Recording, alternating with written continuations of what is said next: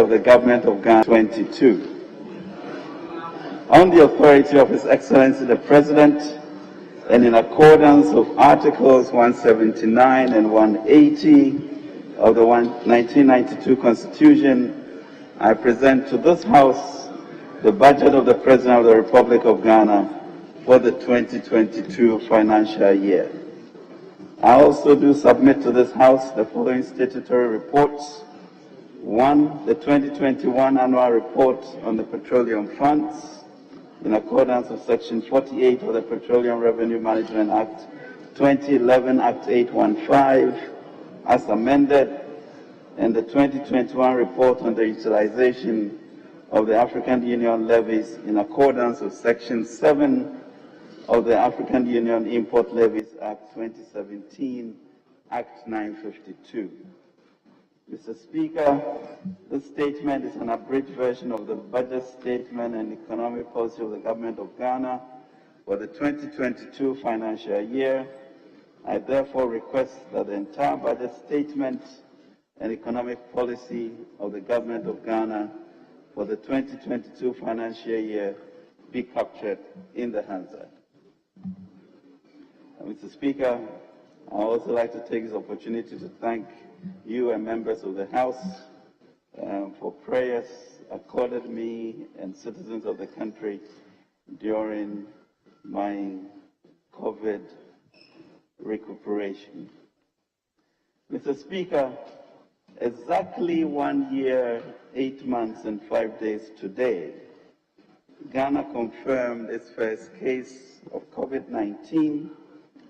Since then, efforts to contain the virus and its impact on our lives have dominated the actions of government, not only here in Ghana, but across the globe.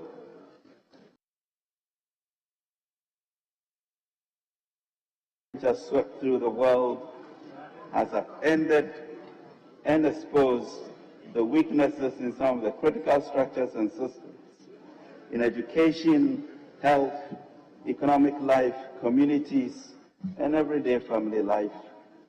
The pandemic triggered a sharp and heavy slump in global supply chains as the lockdowns and restrictions led to reductions in demand and production levels. The pickup in demand for goods this year has also created a new inflationary problem with a consequential rise in the cost of shipping, disruption of the global supply chain, and exacerbated by increase in world fuel prices. Mr. Speaker, the spiraling cost of shipping have hit businesses hard, particularly small and medium-scale enterprises. SMEs have had to struggle with economic fallout from the pandemic, and furthermore, they are now being forced to cope with the rising cost of shipping. This is making the lives of traders and consumers very difficult. The hardship Ghanaians have experienced due to COVID-19 is not lost on the government. We have been there with the people playing the difficult but necessary balancing act of managing an economy put under extreme distress by the pandemic and at the same time supporting households and businesses to cope. Our response to COVID-19 thus far has earned domestic and worldwide acclaim, as our President and his fellow Ghanaians will attest to. Mr. Speaker, it has not been easy, and I know that from personal experience. The government has tried its best to save lives and cushion the impact on Ghanaians. It has been tough, but we thank God for His grace and mercy towards us. We empathize with families who lost loved ones during the pandemic, private school teachers who lost income for 12 months, business owners who lost earnings, the thousands of hospitality and tourism sector workers who were laid off, the slump in businesses built around our traditional and other social events, the jobless young people whose strenuous efforts to find work have been further compromised by the pandemic, and the impact on our mental health and well-being, which has also been profound. Mr. Speaker, His Excellency the President has asked me to deliver a special message to our fellow Ghanaians. He says to thank you, the Ghanaian people, for your resilience. To thank you for keeping faith with him and responding to all the measures that were needed to contain the spread of the virus. He wants to assure you that together we are fighting this, and we are fighting this to win together. Mr. Speaker, at the beginning of the pandemic, both the immediate as well as persistent health and the pandemic, the response was bold, decisive, and compassionate, but also costly. Responsible government, allied to the concerns of the people, we have had no choice but to implement critical interventions to take lives and jobs, including feeding nearly 2.8 million people with hot meals. We also collaborated with our faith-based organizations to provide 470,000 families with food packages. Mr. Speaker, to mitigate the health impact of the pandemic, government also employed additional 38,000 nurses. Tax exemptions worth 36.8 million Ghana cedis were also granted to our frontline staff, while 10.1 million and 4.78 million households were provided with free water and electricity, respectively. To facilitate the mass reopening of schools, government provided 11 million students and staff with essential supplies such as face masks, paper towels, liquid soap, and sanitizers, all at great cost. Cooked meals were also provided to final year JHS students in both public and private schools. Mr. Speaker, these have been expensive, but we knew that the cost of doing nothing and disrupting the education of our children for an entire academic year would have been even greater. I'm proud to announce that not a single Ghanaian public sector worker was laid off as a result of the impact of the pandemic on our public finances, and we have managed to pay them monthly, and we are grateful to the unions for their cooperation in this regard. Under the Coronavirus Alleviation Program Business Support Scheme, CAPVAX, Ghana Enterprises Agency provided 302,000 successful applicants across various sectors and regions with loans amounting to 523.11 million Ghana cedis. Mr. Speaker, we also ensured payments of our obligations to contractors and provided payroll support to some state-owned enterprises to guarantee jobs. Thankfully, our President led and acted decisively and wisely, and his leadership paved the way for many other countries in Africa and beyond. Mr. Speaker, let me assure the House that we are working hard to get back quickly to the pre-pandemic fiscal and debt trajectory. The fiscal policies implemented to provide relief during the pandemic has led to an increase in total public debt. The situation was made worse by the big drop in revenue collections last year.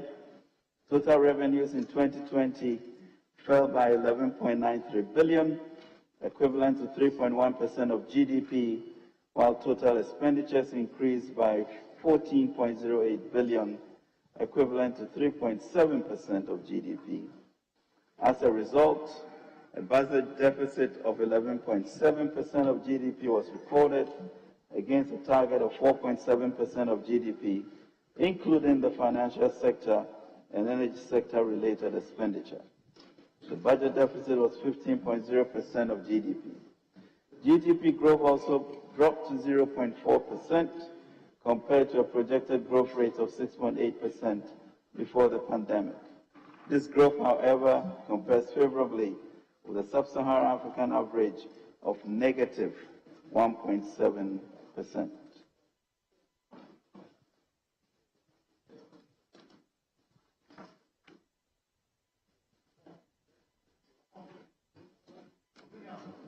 Mr. Speaker,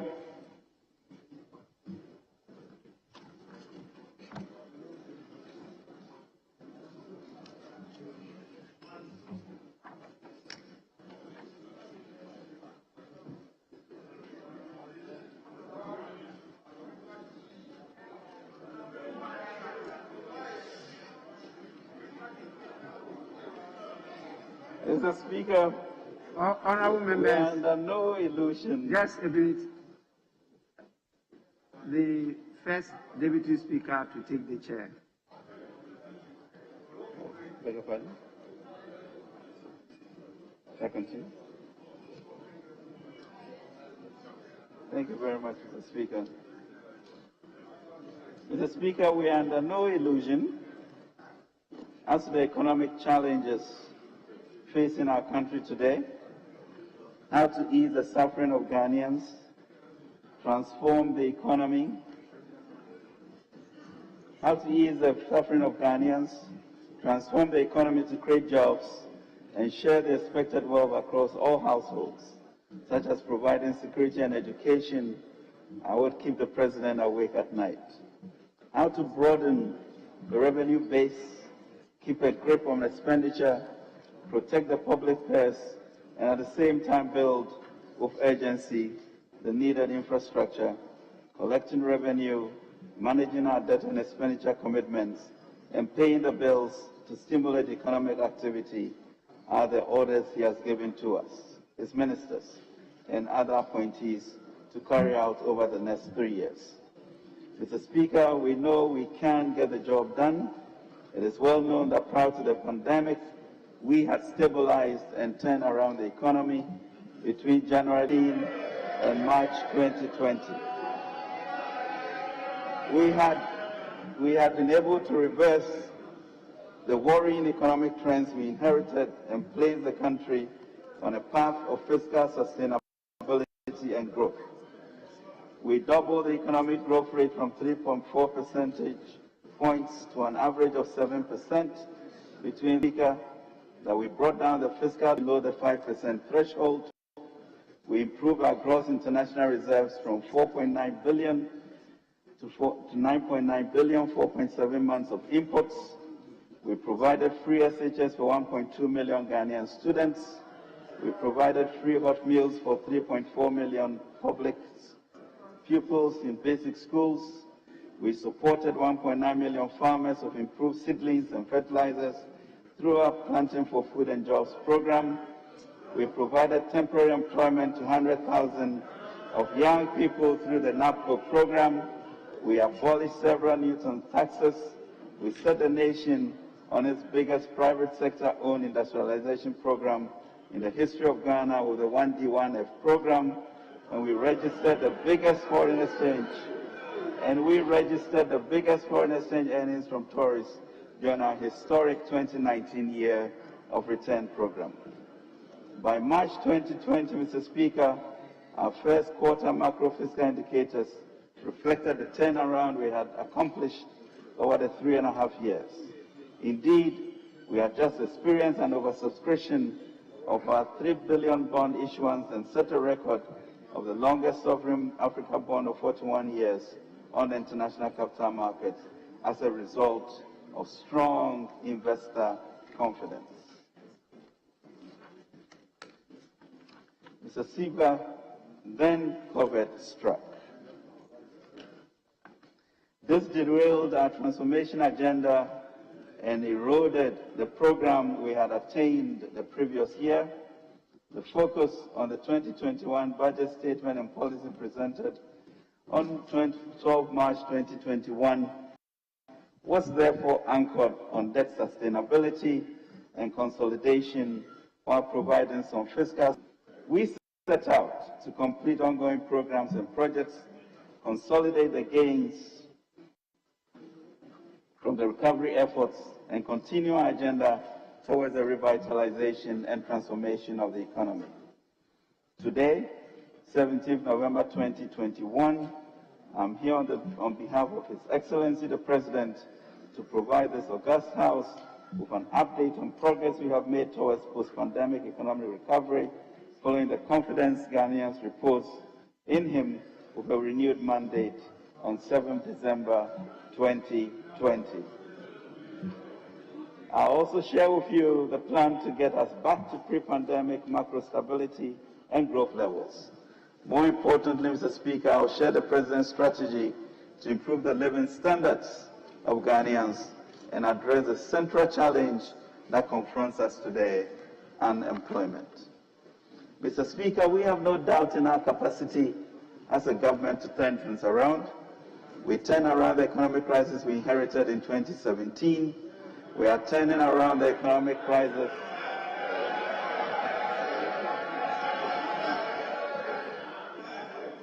We are turning around the economic crisis the pandemic brought in 2020. The challenge is on, and we are determined to prevail. And with the people behind us and the Almighty on our side, we know we shall prevail. The budget is intentional about building a sustainable entrepreneurial nation through fiscal consolidation and job creation. This may be an uncomfortable transition, but we are people who think deeply. We must progress and become a people who also make things happen for ourselves and the world. We must embrace this challenge, Mr. Speaker, of becoming a vibrant entrepreneurial nation.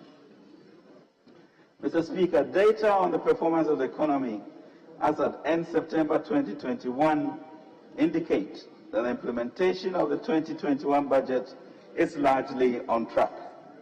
Provisional GDP data released by the Ghana Statistical Service in September 2021 indicate that overall real GDP grew by 3.1% in Q1 and 3.9% in Q2. Thus, the economy grew by an average of 3.5% in the first half of 2021 against the 0.8% in the same period, 2020.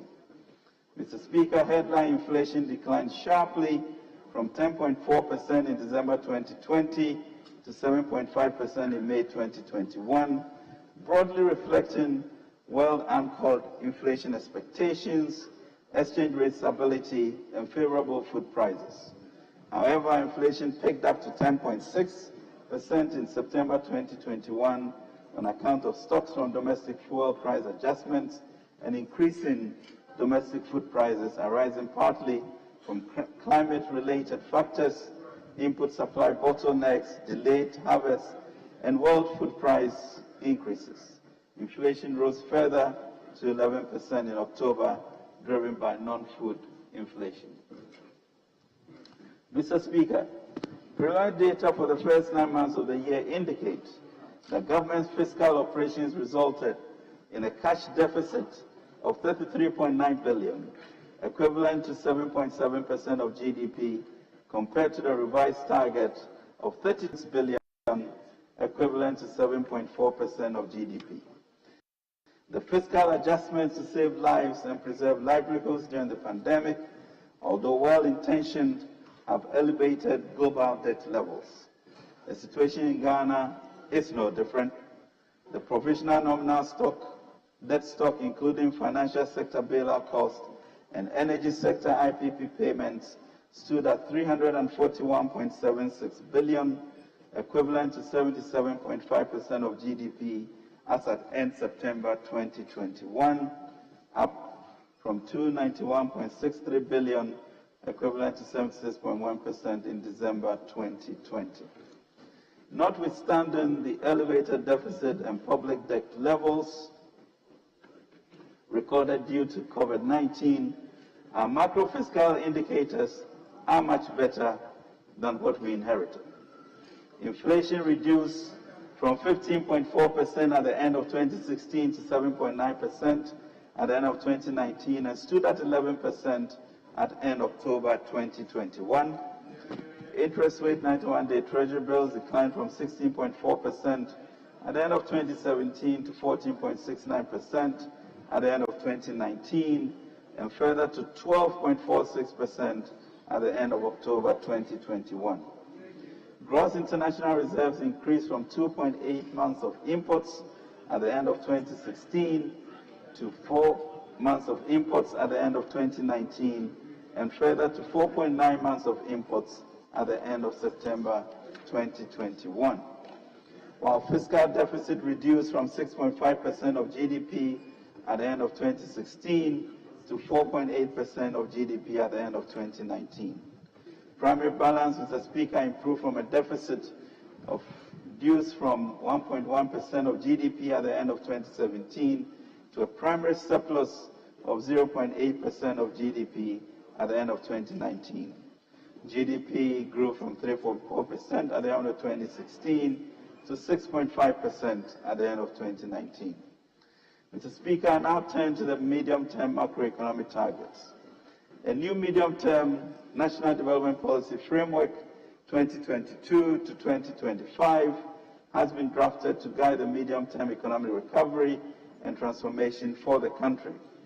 This is consistent with the Ghana Beyond Aid agenda and is informed by a COVID-19 response strategy outlined in the Ghana Cares Obatampa program to enable us build forward better. Mr. Speaker, the broad macroeconomic goals to support the medium-term objectives include: 1. Restoration of macroeconomic stability with a focus on fiscal consolidation and debt sustainability. 2. Maintaining a healthy balance between the implementation of the Revitalization Transformation Program and fiscal consolidation to promote growth within a stable macroeconomic environment.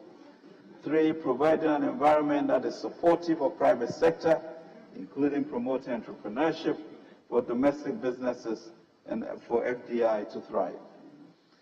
4. Building a robust financial sector to support growth and development. 5. Deepening structural reforms to make the machinery of government work more efficiently and effectively to support socio-economic transformation. 6. Implementing reforms to increase revenue mobilization and the efficiency of public expenditure. And 7. Plugging leakages and prosecution of offenders.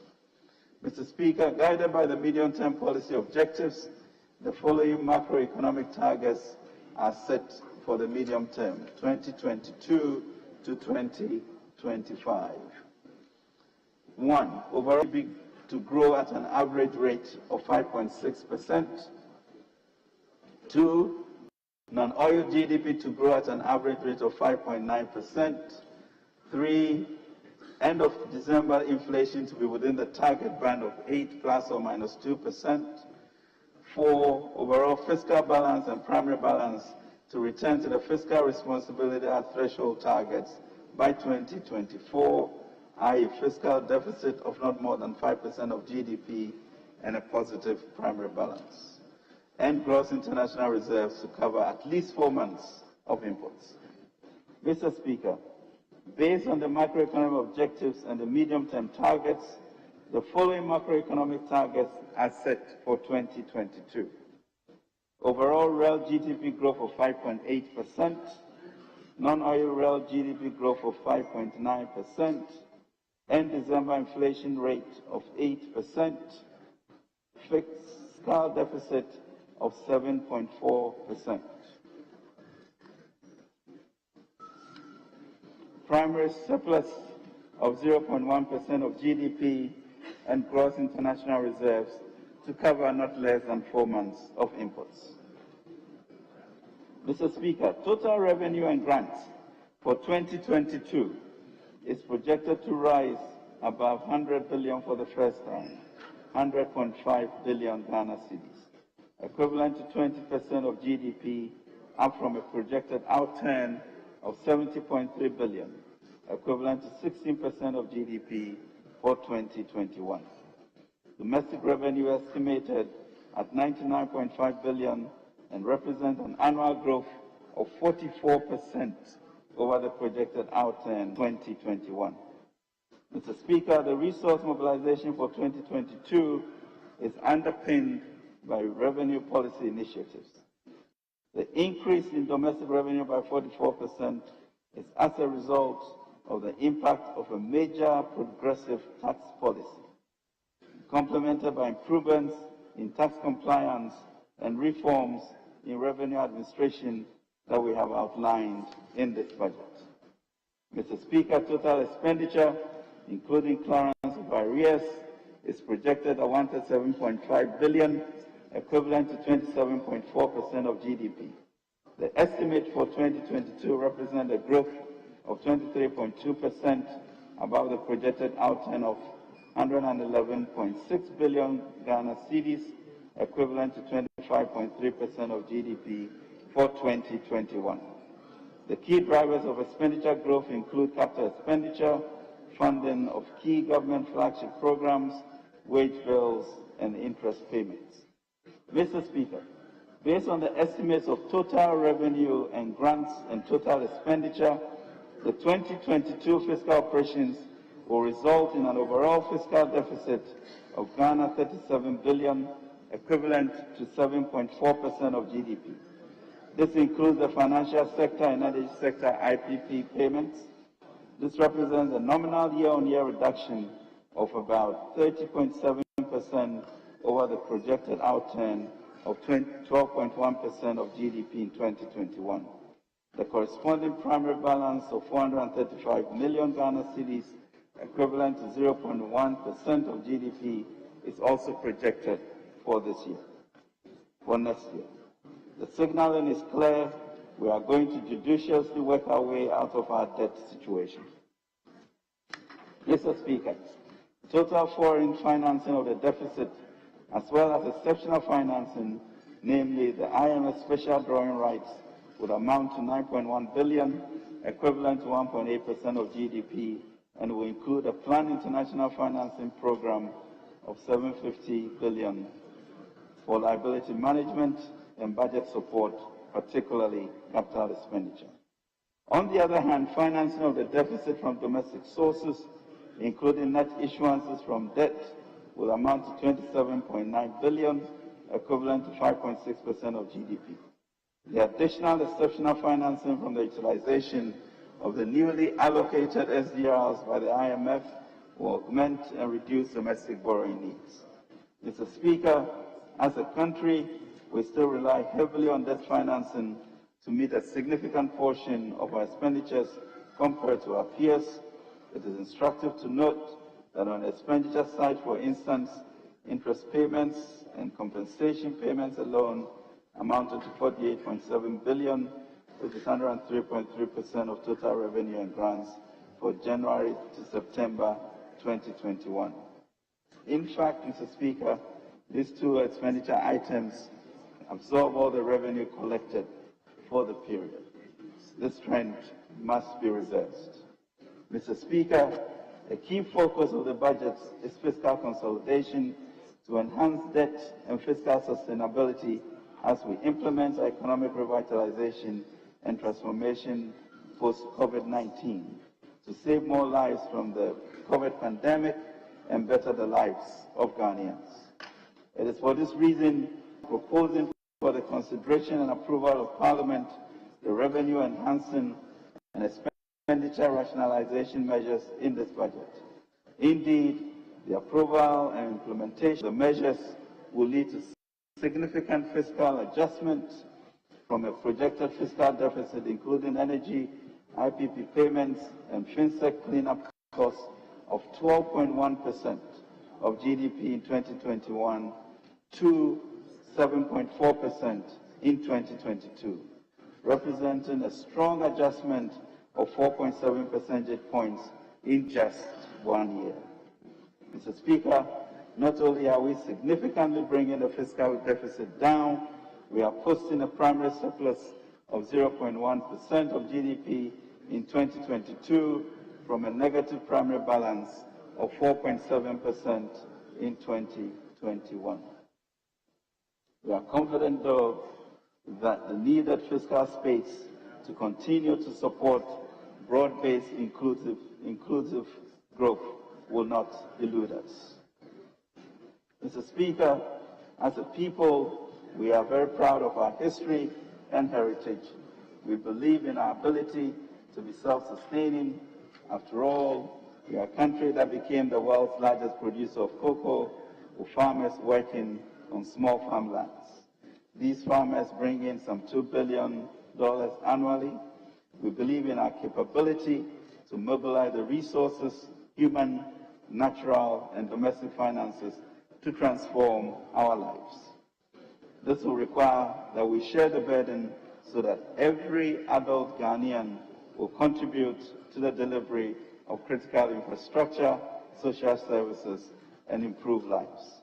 This revenue mobilization must be a collective effort, and we must all contribute to make this a reality. Mr. Speaker, the Ghana Statistical Services has completed the preliminary report on the 2021 population and housing census. The census provided useful information that would inform the effective planning and implementation of government policies. However, the data presented also shows some trends that need to be addressed to build a more equitable society. Interestingly, out of the total population of 30.8 million, only 2,364,348 persons are bearing the burden of the entire population as taxpayers as at August 2021. Registered voter population of 17,027,941 as of 2020.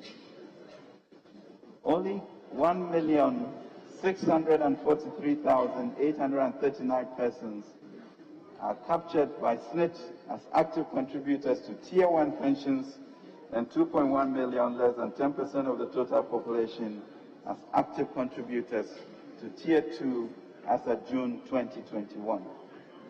Only 45,109 entities are registered as corporate taxpayers. Only 54,364 persons are registered as self-employed taxpayers at the Ghana Revenue Authority, and only 136,198 entities are registered businesses at the Registrar General's Department as of August 2021, of which 80% are self-employed. Mr. Speaker, compared to our peers within the middle income brackets, these statistics are a poor reflection on us, and we need to change the narrative. We must resolve by the next census, we should have changed these statistics to become an upper middle in line with our Ghana Beyond Aid agenda. We must far eclipse the 20% threshold of revenue to GDP ratio of our West African peers by 2024. Mr. Speaker, below are the regional breakdown of tax contributions from 2017 to 2021.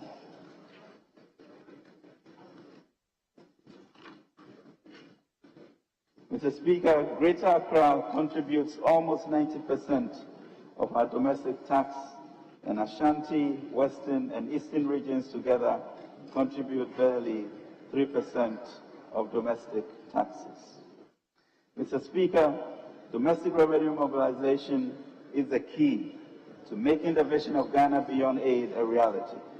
We cannot, therefore, as a nation, continue to depend on only 8.2% of our citizens to carry the burden of 30.8 million people.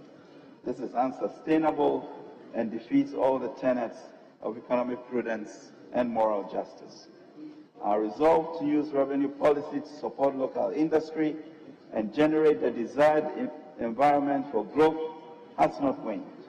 In the coming year, government will introduce measures that will revamp the industry and make their products competitive in both the local and international markets.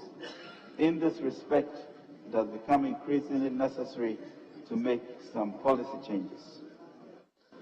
Mr. Speaker, in 2019, VAT relief was provided on African prints for textile manufacturers to enable them resuscitate their operations and provide affordable textiles on the market. The policy has succeeded in stabilizing the industry and formed the basis for a modest reduction. The companies have also maintained their prices over the period, making the cost of local prints affordable. Additionally, they've been able to keep their employees and made some investment in the industry as a result of this policy. To consolidate the gains and expand production in the industry, government has decided to extend the relief for a further 2 years.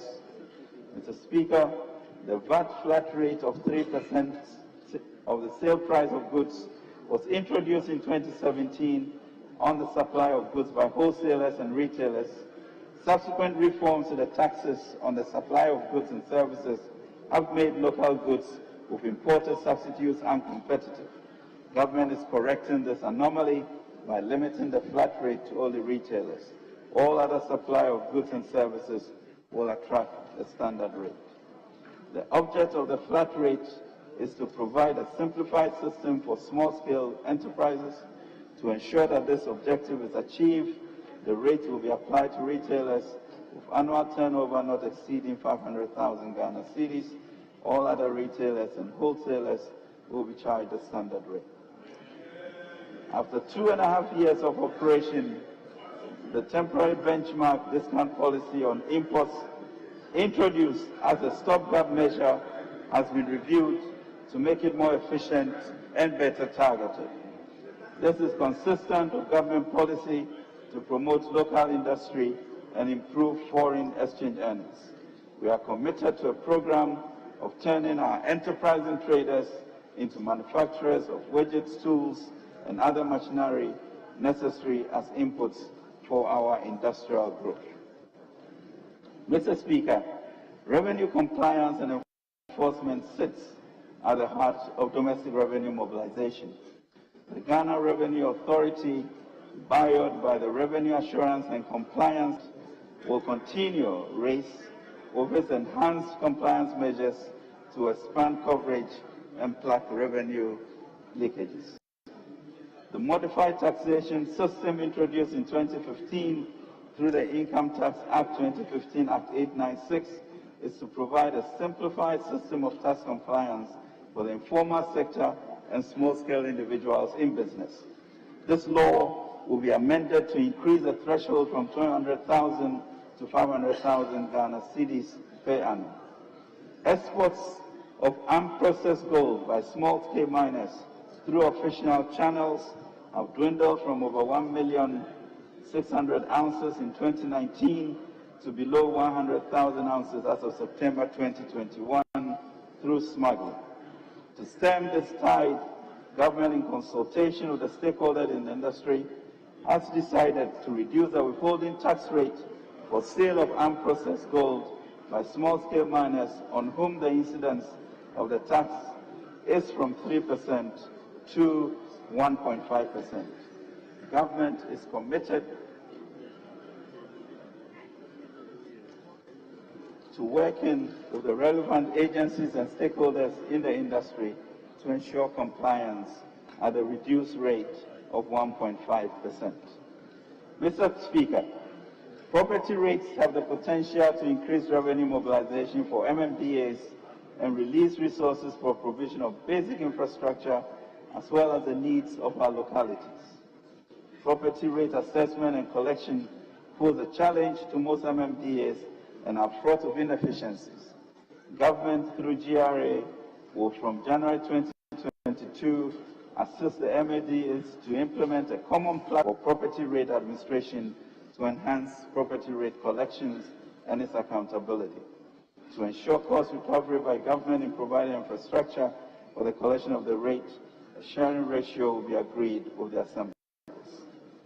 Fees and charges. Government will complete its work of this House to pass the fees and charges bill for implementation in 2022. These fees and charges will be subject to automatic adjustment consistent with the annual average inflation as announced by the Ghana Statistical Service. A comprehensive review will be conducted after every 5th year, taking into consideration other factors besides inflation, including improvement in quality of service delivery and privatization of some of the services where feasible. Mr. Speaker, our roads need fixing and building. Our roads are being fixed. It is true that more roads have been fixed and are being fixed over the last 5 years than any relative period in the entire history of our nation. We even want to do a lot more and this budget will cater for this. That is why for decades, governments after governments imposed and maintained tolls on some public roads to raise funds for road construction and maintenance. This is the situation in many countries. However, over the years, the tolling points have become unhealthy market centers, led to heavy traffic on our roads, lengthened travel time from one place to the other, and impacted negatively on productivity. The congestion generated at the tolling points, besides creating these inconveniences, also leads to pollution in and around the vicinities. To address these challenges, government has abolished all tolls on public roads and bridges. This takes effect immediately the budget is approved on appropriation. The toll collection personnel will be reassigned. The expected impact on productivity and reduce environmental pollution will more than offset the revenue foregone by removing the tolls. Tolls, Mr. Speaker, would be abolished on all public roads. Mr. Speaker, over the past 18 months, it has become clear that if the African continent is to be globally competitive, it must embrace the common vision of creating an integrated and inclusive digital society that improves the quality of life of citizens, strengthens the development of the private sector, and advances Africa's quest to attain the Sustainable Development Goals. Mr. Speaker, digitization is empowering. It has catalyzed financial inclusion. It mobilizes resources and directs it where it is needed. Tens of billions of Ghanaian cedis are mobilized every month by people previously presumed too poor to open and keep a traditional bank account or even operate a mobile phone. With millions of Ghanaians tapping into the convenience of simplified online paying systems, transactions that used to take place on the blind side of the central bank is now fully visible. It is contributing to the formalization of our economy, a subject about which so much had been said for years, but which so little had been acted.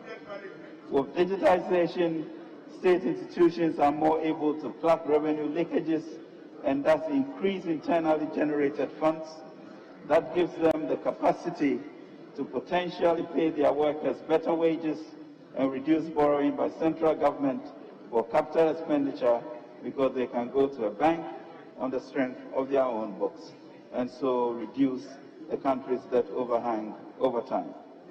Mr. Speaker, the Ghana.gov initiative and its performance also indicate the opportunity to harness increases in captured economic actors from 4% to 84%, which creates a real chance to achieve the intended expansion of the tax net. Currently, we have 49 institutions of transactions through Ghana.gov. However, the number of institutions expected to go live by end November 2021 is 165. The total value of transactions from May 2021 to October 2021 amounted to 34 billion.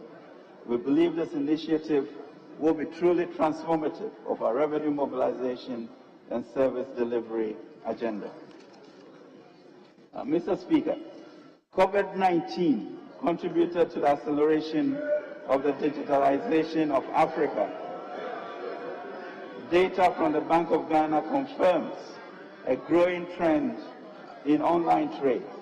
The data showed that between February 2020 and February 2021 alone, Ghana saw an increase of over 120% in the value of digital transactions compared to 44% for the period February 2019 to February 2020.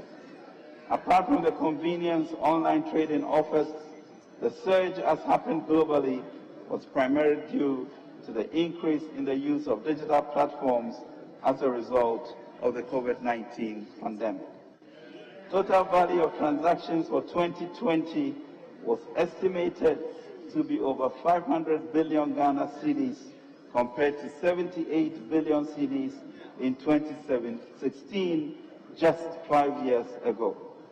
While total money subscribers and active mobile money users have grown by an average rate of 18% and 16% respectively between 2016 and 2019. Mr. Speaker, it has become clear that there is this enormous potential to increase tax revenue by bringing into the tax bracket transactions that could be best defined as being undertaken in the informal economy. After considerable deliberation, government has decided to place a levy on all electronic transactions to widen the tax net and rope in the informal sector. This shall be known as the Electronic Transaction Levy or e-levy.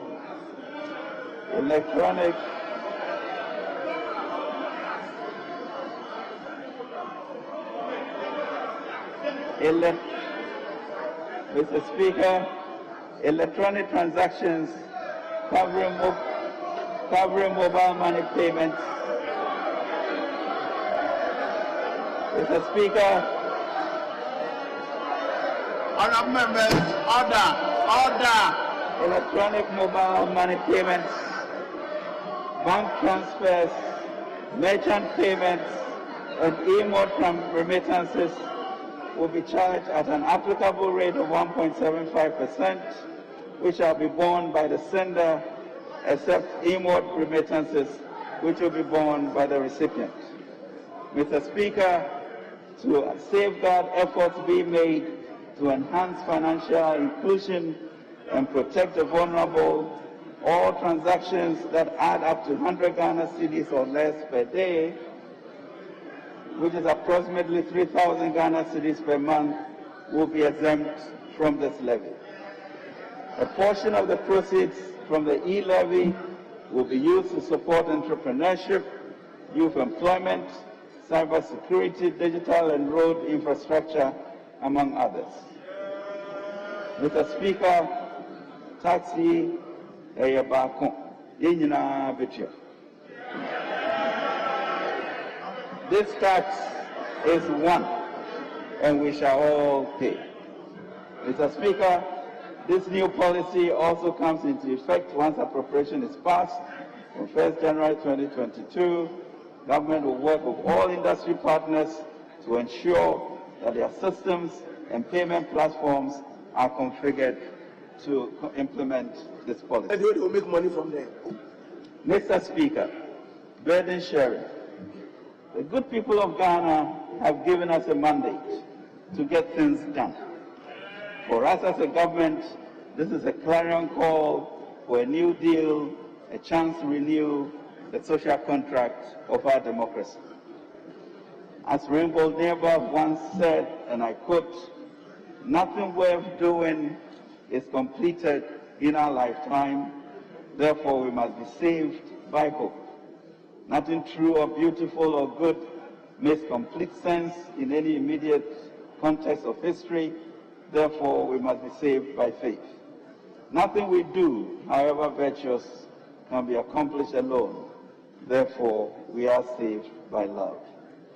Therefore we need to act together as each other's keeper after the unprecedented shock that the pandemic was for the world and for Ghana. We owe each other to share the burden of the recovery. Citizens that have not suffered as much a loss of income during the pandemic ought to sacrifice for the rest. Citizens should be called upon to look beyond their own self-interest and work for a great common interest. Our country needs this sacrifice. This budget calls upon the wealthy and the middle class to do their part through property taxes, through streamlined exemptions bills, through the removal of benchmark values as selected imported goods and through targeted digital tax. In doing so, they will also look after future generations by limiting debt accumulation. Mr. Speaker, after undergoing several reviews, the exemption bill has been completed and laid before Parliament. We will work with this House for final passage and implementation in 2022. Mr. Speaker, we wish to reiterate that we are in challenging times which require radical measures, so let us embrace these new policies to enable government to address the fundamental issues affecting the economy, to ensure that our nation continues to maintain its position as the black star of the continent. The good people of Ghana has given us a mandate to get things done. For us, a government, this is a clarion call for a new deal, a chance to renew the social contract.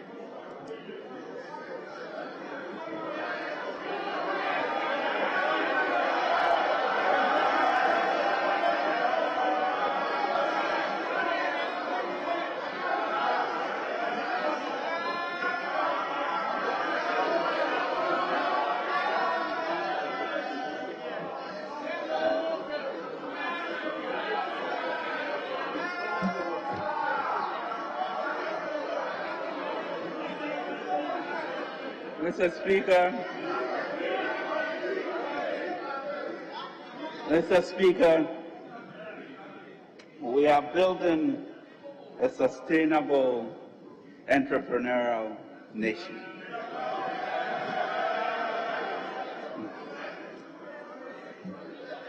The census results put Ghana's population figure at 30.8 million. And of this number, 42.8% constitutes the adult population above 18 years, while 58.2% constitute the population below 18 years. Mr. Speaker, with this youthful population, there's an urgent need to provide the necessary environment for the private sector. In this regard, government will implement a major intervention to empower existing private sector businesses to be robust and dynamic, to expand and create jobs, whilst giving a strong hand up to the youth. Mr. Speaker, in the past 15 years, successive governments have endeavored to implement various employment schemes to partially address the unemployment situation in the country. In 2006, President Kufuor initiated the Youth Employment Scheme, which provided meaningful employment avenues to many of our youth. Since then, we have implemented a number of such schemes, with the current ones being NAPCO, 100,000 youth covered, YEA, 80,538 beneficiaries, afforestation, 44,682 youth engaged, National Alternative Employment and Livelihood Program. In addition, government has employed some 295,000 into the public sector payroll since 2017 alone, and in 2021 alone, financial clearance totaling 72,825 has been granted. Mr. Speaker, in spite of these efforts, we continue to have a huge number of our young people without jobs. Mr. Speaker, this budget is redefining our development paradigm by focusing on the private sector, particularly on entrepreneurship development. We will build an entrepreneurial nation by aggressively implementing programs that empowers the majority of our young people to employ their God-given talents take risks and become job creators instead of job seekers. Honorable Minister, hold on. Honorable members, having regards to the state of the business of the House, I direct that the House sits outside the regular sitting hours. You may continue. You may continue. Thank you, Mr. Speaker.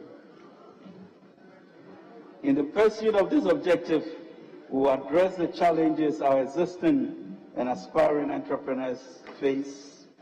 These challenges include access to credit and finance, regulatory and tax burdens, lack of skills, as well as mentorship. We will do this whilst intensifying our efforts to support the private sector to expand and create jobs. Mr. Speaker, this understanding of the youth employment challenge, as well as extensive consultations with stakeholders, including youth associations and educational institutions across the country, have led to the development of what we call the Youth Start Initiative. Youth Start Initiative, which proposes to use 1 billion Ghana cedis each year.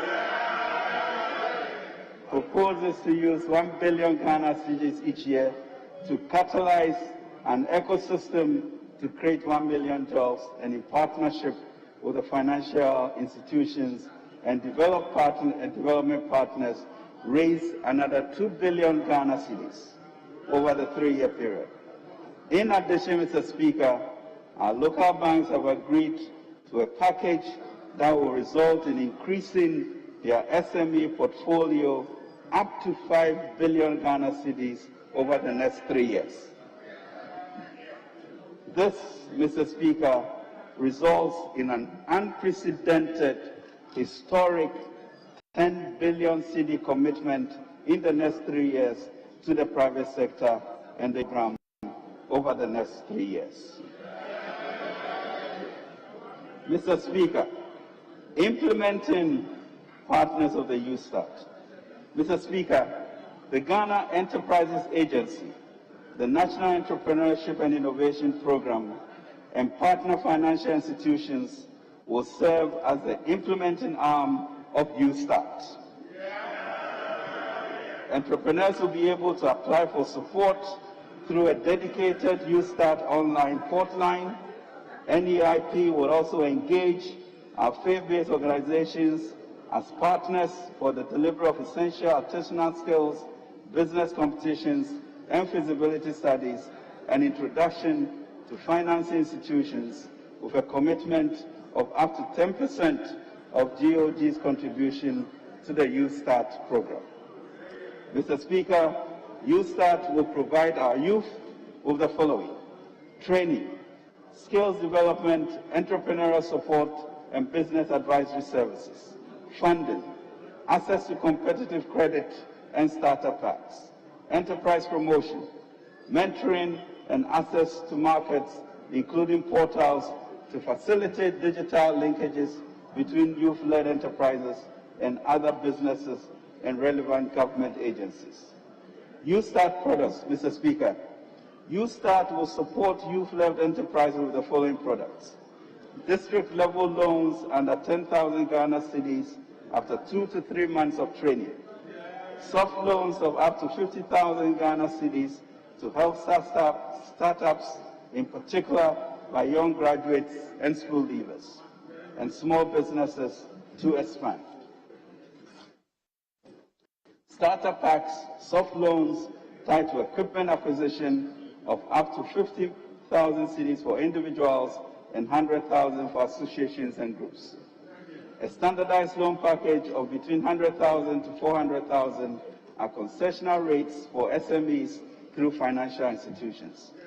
Mr. Speaker, the Youth Start initiative aims to support our youth to develop commercially viable businesses. To this end, Youth Start is designed to instill proper commercial orientation in the beneficiaries.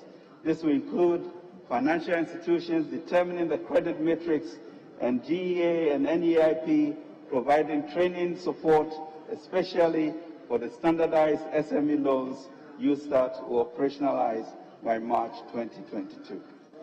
Mr. Speaker, it is well known that ours It's a pro-private sector government. We strongly believe in the private sector leading in growing the economy and creating jobs. We have demonstrated, Mr. Speaker, this commitment over the past 5 years through policy actions and investments that created macro stability, built our human capacity, and strengthened our financial architecture. And will continue to do more in the coming year. Government will continue to streamline the policy and regulatory environment for doing business in the country. I would like to acknowledge our businesses and employers for their resilience and for pulling through the last year and a half despite the severe challenges of COVID-19. Most of you went to great lengths to find innovative ways to keep your businesses going and to hold on and preserve jobs. Government greatly appreciates your efforts. We'll continue to provide support to the CARES Guarantee Scheme, GERSEL, and other initiatives to facilitate the expansion and growth of our already existing businesses. In addition, though, guarantees provided by GERSEL, government is facilitating access to loans for agribusinesses. Over the past year, GERSEL, working with banks, has facilitated production and export expansion in a number of agribusinesses. Mr. Speaker, permit me to extend gratitude to the leadership of the commercial banks who engaged the President in October 2021.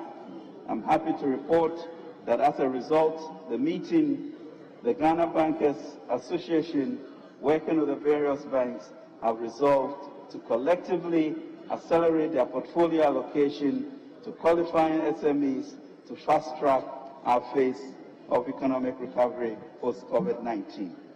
My ministry is working with the Ghana Bankers Association to conclude the terms to ensure the facilitation of the 500 billion Ghana cedis over the next 3 years.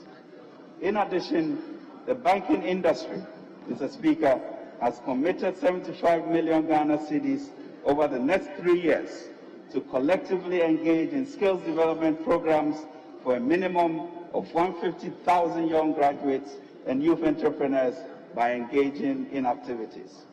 To achieve this, the banks have pledged to review the internal processes and procedures to facilitate easier access to credit by SMEs. Mr. Speaker, a 10 billion facility for 3 years will completely revamp the state of our SMEs and will ensure that our youth have jobs and youth become job creators and not only job seekers, even as the private sector expands to be able to absorb more of them. Mr. Speaker, I have great news. On Friday, November 12, 2021, the good governor of the Bank of Ghana formally handed over the license for the Development Bank of Ghana. With the establishment of the Development Bank of Ghana, which is being capitalized at, Mr. Speaker, $1 billion US, of which we have already gotten $800 million now. With the establishment of the Development Bank of Ghana, government will provide a powerful response to a long-standing desire of our businesses to easier access to medium and long-term loans at affordable interest rates. Not only will the Development Bank of Ghana, as a wholesale bank, provide loans to financial institutions, it will also provide partial credit guarantees to complement the efforts of GERSEL in agriculture and agribusiness. Mr. Speaker, following the extensive financial sector reforms, coupled with the establishment of the Development Bank of Ghana, the conversion of the Ghana Amalgamated Trust into a permanent investment vehicle, we now have a robust financial ecosystem that will support businesses from early stage to mature stage. Mr. Speaker, the NABCO program was designed as a temporary stepping stone for young graduates for a period of 3 years. In the last 3 years, 100,000 young graduates have benefited from the NAPCO program. With over 33,000 trainees already securing jobs, government will work to ensure that the remaining NAPCO trainees are effectively supported to take advantage of the opportunities USAS presents.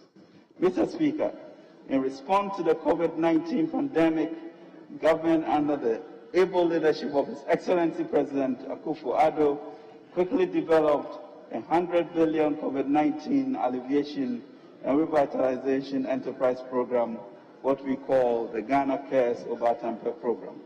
This blueprint, which brought instant and significant relief to our people, is revitalizing our nation by improving the business climate, supporting the private sector, and providing job opportunities for the youth. Mr. Speaker, the revitalization of the Cares Obatampe program has three key thrusts. The first is to support the private sector, particularly in agribusiness and manufacturing, ICT, and digitization. The second thrust is to aggressively support entrepreneurship in order to create job opportunities for our growing and increasing educated youth. The third thrust is to optimize implementation of government transformation agenda for greater results. Since its launch in November 2020, the Obatampe program has targeted strategic management and technical interventions in the agriculture, manufacturing, trade, and export sectors. The urgent and transformative vision of the CARES program implied that we could not proceed with a business-as-usual approach. We therefore swiftly adopted the compact framework to strongly link resources to results. As at the end of July 2021, 8 implementation compacts were signed between the Ministry of Finance and participating MDAs. Mr. Speaker, our priority is to facilitate investment and development of communication infrastructure, including integration and leveraging of data systems and platforms. Government is working towards enhancing the capacity of key institutions and strengthening coordination with the private sector.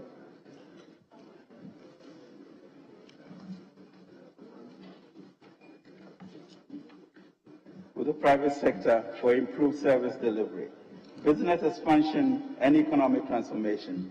This is consistent with the vision of the President to bridge the digital divide and make technology a driver of our socio-economic progress. Government is making significant progress towards our digitalization drive. We are happy to announce that to date, we have issued unique identification cards to over 11.6 million Ghanaians. The second phase of the National Digital Property Addressing System, as well as the establishment of a National Digital Property Register, are complete. Mr. Speaker, with the expansion of digital financial platforms, including mobile money and its interoperability with the banking system, we are increasing financial inclusion.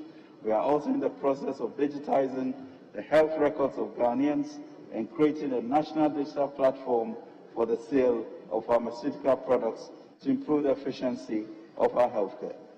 Mr. Speaker, our plan to establish a comprehensive government-wide database and register as a reference platform and management system for all government digital assets was set in motion with stakeholder engagements. We are currently awaiting the outcome of the preliminary assessment to inform the next step. Mr. Speaker, government will fast-track efforts to upgrade the Kumasi, Tamale, and secondly, Takoradi Regional Innovation Center for digital centers. The upgrade is to facilitate the building of ICT capacity, provide support to startups to boost job creation, and enhance the drive for knowledge and socio-economic growth. Climate action and sustainable transition to a low-carbon economy. Mr. Speaker, having launched our updated nationally determined contribution at the recently ended COP26, Ghana has reaffirmed its readiness to leverage its natural resources to fund a sustainable transition to a low-carbon economy. This will be done by facilitating private sector participation in low-carbon activities and industries in a manner that generates more jobs for Ghanaians and improves our general well-being. In the course of the last 2 decades, we have adopted several policies and programs aimed at restoring our lost forests. Between 2002 and 2020, under the National Forest Plantation Development Program and the Ghana Forest Plantation Strategy, some 588,000 hectares of plantation have been established. Again, through the Youth Reforestation Program, we are committed to reclaiming some 7.6 million hectares of degraded forests and farmlands. Government is committed to promoting climate adaptation activities.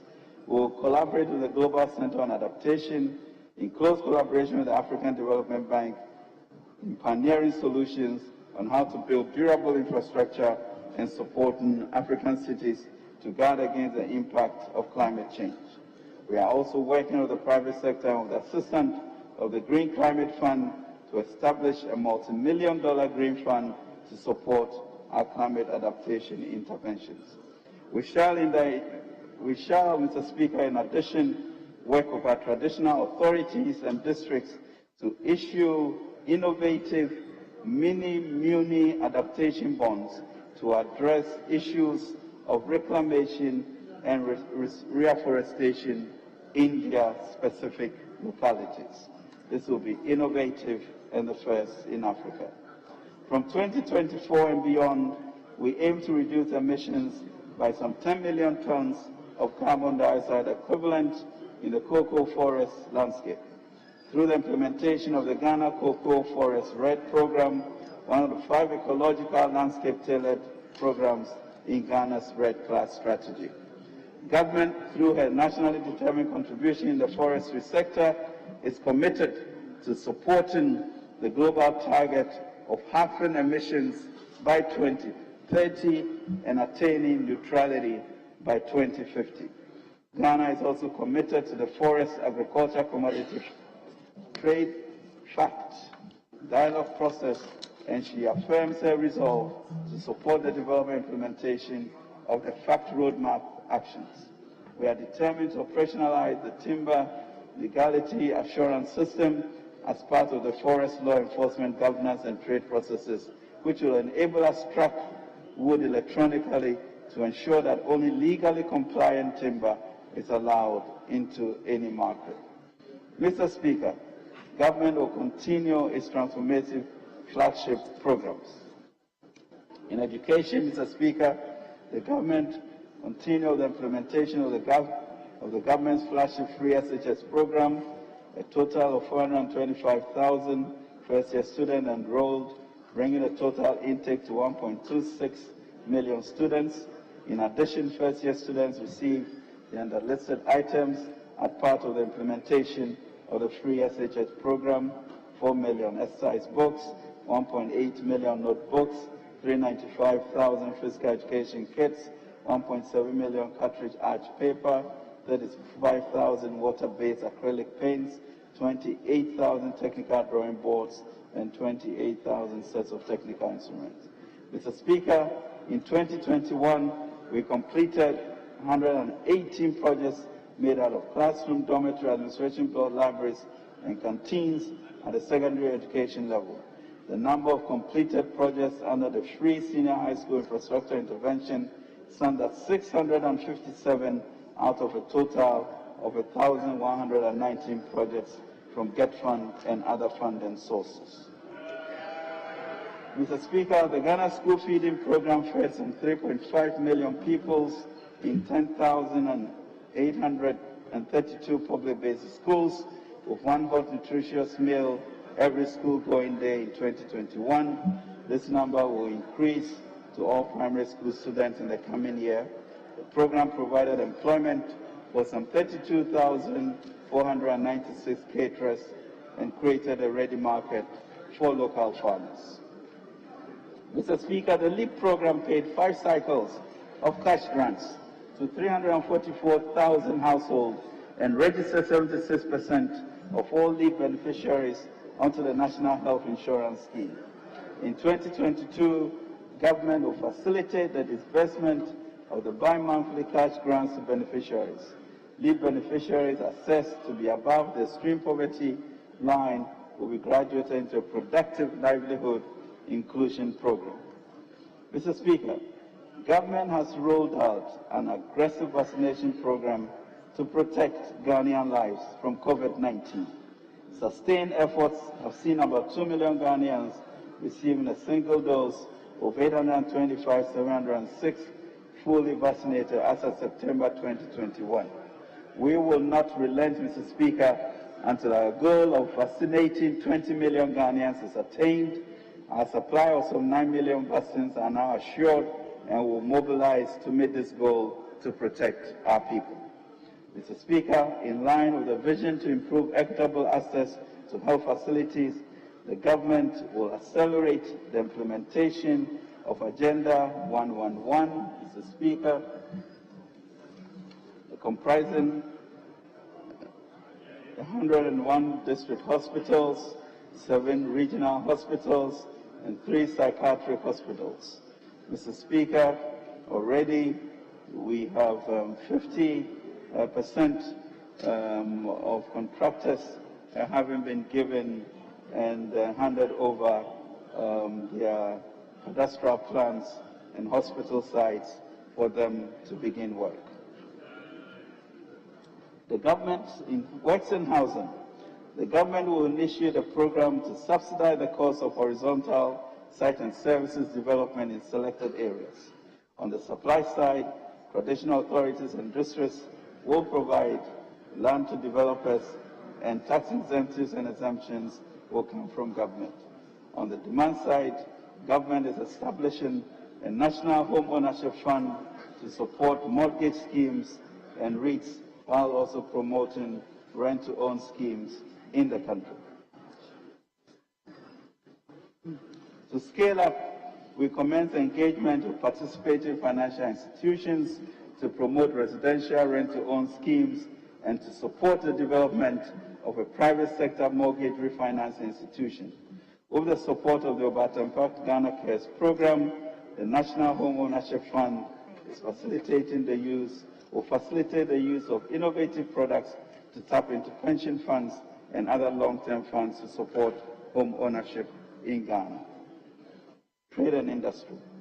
A total of 278 1D1F projects are at various stages of implementation, out of which 106 factories are operational.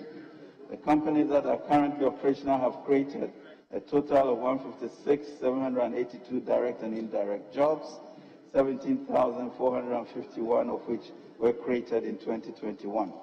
It is expected, Mr. Speaker, that the completion of the 1D1F projects currently under construction and in the pipeline will create additional 131,817 direct and indirect jobs in 134 districts across the country.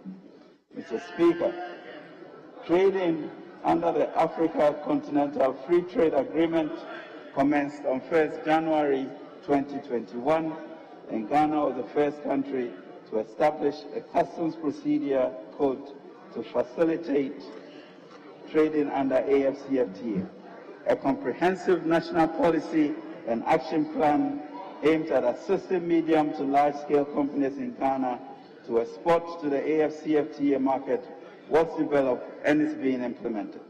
To this end, 180 companies were identified to receive support to export to markets under the AFCFTA and other preferential trade agreement areas.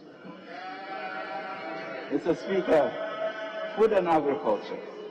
To increase productivity and incomes, as well as improve livelihoods of beneficiary farmers, the government procured and distributed some 31,797 metric tons of improved seeds as of September 2021.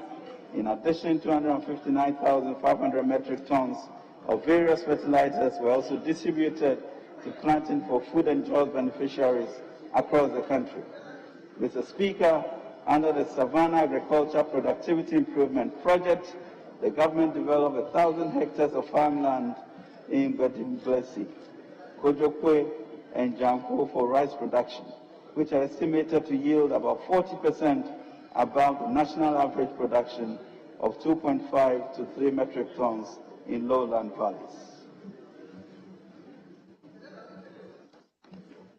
Mr. Speaker, to ensure safe launching and landing of artisanal fishing, as well as create and maintain hygienic environment and job opportunities within the fishing communities, government will continue with the construction of the 14 fishing landing sites, which are various stages of completion. Government expects to complete approximately 60% of this in 2022. Mr. Speaker, to improve revenue generation and management at the local level, government rolled out the district-level revenue DL-Rev software in 114 metropolitan, municipal, and district assemblies across the country.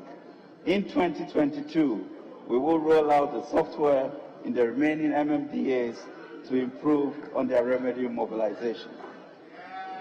Infrastructure for Poverty Eradication Program. Mr. Speaker, government will focus on completing the almost 5,000 ongoing projects under the Infrastructure for Poverty Eradication Program in 2020.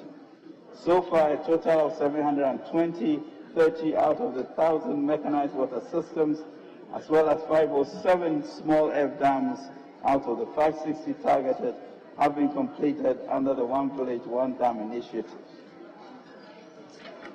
All the 50 rural markets targeted under the agriculture component have been completed. Furthermore, 451 additional constituency projects, which cut across all sectors such as health, education, agriculture, roads, and security, have been concluded and are in use by the beneficiary communities. Mr. Speaker, we commit to completing all the projects in the next 2 years. Mr. Speaker, in 2022, Ghana will participate in the Commonwealth Games in Birmingham and continue preparatory activities towards organizing and hosting the 13th Africa Games in Accra in 2023. Government will procure sports logistics and equipment and begin the construction of a new multi-purpose sports hall, hostel facilities, and Olympic-style swimming pool at Boteman in Accra. Mr. Speaker, some stadia across the country were renovated in 2021 and at various stages of completion as follows. Accra Sports Stadium, 98%, Phase 1 of Baba Yara Stadium, 98%, Esipon Stadium, 90% complete, Cape Coast Stadium, 60%. In 2022, government will continue the construction of the Abreu and the new Edubiasi Sports Stadia, as well as commence the rehabilitation of the Sunyani Coronation Park Stadium. Mr. Speaker, government continues to expand power generation capacity to meet domestic, commercial, and industrial needs of customers. In this regard, construction work on the 200 megawatt phase of the 400 megawatt early power project continued in 2021. Construction works for stage 1A are 99.7% complete, and works for the stage 18 combined cycle are 93% complete. In 2022, a joint venture partner will be engaged to undertake the repowering of the T3 power project with VRA. Mr. Speaker, to ensure power is affordable for industrial, commercial, and residential use, government, in collaboration with key stakeholders, continued with the renegotiation and restructuring of power purchase agreements. Government has reached agreements with some IPPs to convert power plants to tolling structures, switch to natural gas, as well as reduce tariffs. This is expected to result in considerable savings to government and the nation over the remaining lifespan of the PPAs. These savings are expected to come from a combination of reduced capacity and energy charges across the portfolio. Mr. Speaker, in pursuit of the President's aspiration to achieve universal coverage of electricity by 2024, a total of 162 communities were connected to the national grid, thereby increasing the national electricity asset rate from 85.7% in 2020 to 86.63% in 2021. Connections to another 512 communities are at various stages of completion. In 2022, we'll work to complete many such projects, and approximately 800 towns will be connected to the national grid under the SHEP 4, SHEP 5, and 10 key projects. The government, Mr. Speaker, is committed to using indigenous entrepreneurs to complete these projects. Additionally, government will select 2,401 communities with a population of 400 and above to be connected to the national grid. Mr. Speaker, as part of the strategy to electrify island communities and hard-to-reach areas with renewable energy technologies, the construction of 3 mini-grids at Azepe, Aflevi, and Alopem Islands in the Adan East District of the Greater Accra region commenced and are expected to be completed in 2022. In addition, government will construct 10 mini-grids in 10 island communities, as well as supply and install solar home systems in 20 island and lakeside communities in 2022. Mr. Speaker, on roads, we have found through this tax a reliable method of funding our roads. As at the end of September 2021, routine maintenance was carried out on 21,165 kilometers of the trunk road network, 6,265 kilometers of the feeder road network, and 2,937 kilometers of the urban road network. Mr. Speaker, development works progressed steadily on several major projects. The Pokwa interchange under the Accra Urban Transport Project, which involved the construction of a 4-tier interchange, the only one in Africa, construction of 12 kilometers of selected roads, segregated walkways, footbridges, underpasses, and drainage structures was completed and commissioned on July 9, 2021. Major pipeline projects that are expected to take off in 2022 include Accra-Kumasi dualization, Kumasi South and Western Bypass, Kumasi Outer Ring Road, Mount Chukwuforidua Road, Oyibi Dodua Somenya Akuse Junction Road, Accra Outer Ring Road, Asuchari Junction Volleyball Bridge, Eastern Corridor Road, Solar Wa Road, construction of 5 interchanges in the Greater Kumasi metropolitan area, including Swame, Santase, Airport Runabout, and Ofori-Krom. Mr. Speaker, in addition, our public-private partnership program for the financing, construction, and management of road infrastructure has 3 projects at different stages of preparation. Accra-Tema Motorway PPP projects, the financing arrangements are being completed and construction will commence in 2022. Accra Cape Coast Takoradi PPP projects, the feasibility study is being finalized. The final feasibility study report will provide key inputs into the Abidjan-Lagos Corridor project. Mr. Speaker, the Ghana Infrastructure and Investment Fund, Mr. Speaker, will be looking at financing most of these PPP roads as government gives them support and have efficiency in its delivery. Mr. Speaker, for road safety, government in 2022 will increase and maintain traffic signals. In addition, road safety hazard sites are also expected to be created. This will be complemented with aggressive public education and enforcement of traffic regulations. Mr. Speaker, on security, in accordance with the Cybersecurity Act 2020 at 1038, the Cybersecurity Authority was officially inaugurated on 1st October 2021. With the passage of the Act, CSA will execute the various functions enshrined in the Act. Government will develop a critical information infrastructure database, government digitalization initiatives database, and as well develop and implement a cyber risk management framework. The Accra Initiative Secretariat was established during the year. The initiative is an effort of 5 ECOWAS member states, Ghana, Togo, Benin, Cote d'Ivoire, and Burkina Faso, at sharing intelligence to combat and counter terrorism and associated criminal activities. In 2022, Government will continue with the retooling of the intelligence agencies, the military, and departments and agencies under the Ministry of Interior, especially the police, with modern tools and software for improved communication and enhanced intelligence collection and analysis, including an armada of drones to protect our borders. In addition, we will pursue a policy of expansion of surveillance capabilities through the installation of more CCTV cameras systems nationwide. Mr. Speaker, this budget is crucial for a sustained recovery and transformation to a Ghana beyond aid and an entrepreneurial nation. It requires a careful realignment and rebalancing of our needs, our wants, and aspirations as a nation.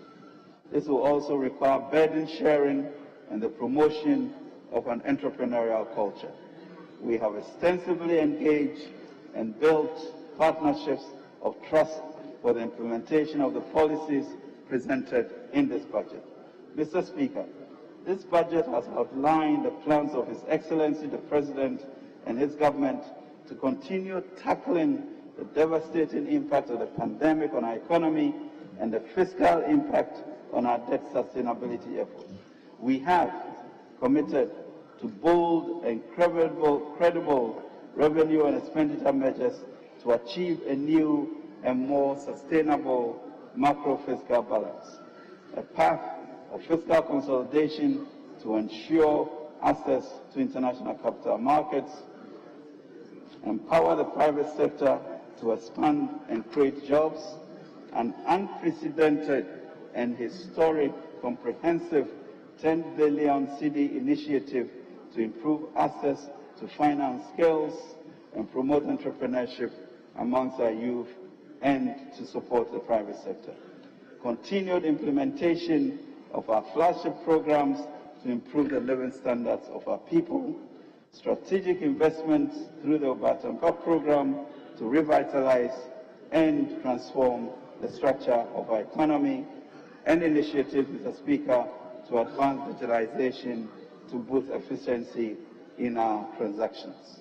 So, Mr. Speaker, the enablers of digitalization and ICT economy, finance, and skills training are boldly illustrated in this budget. Having steered our nation through the most difficult and uncertain period in our country's history and the worst crisis since World War II globally, and with Ghanaians renewing their mandate for His Excellency the President, I can assure you that the commitment of His Excellency Nana Addo Dankwa Akufo-Addo to improve the living standards of fellow Ghanaians and to create a self-confident country that is in charge of its destiny remains his #1 priority. Mr. Speaker, he cannot do it alone. He will count on us standing with him to achieve Ghana's manifest destiny with greatness. Mr. Speaker, in his book, The Songbird, Tony DeMello tells the following story. A man found an eagle's egg and put it in the nest of a barnyard hen. The eaglet hatched with a brood of chicks and grew up with them.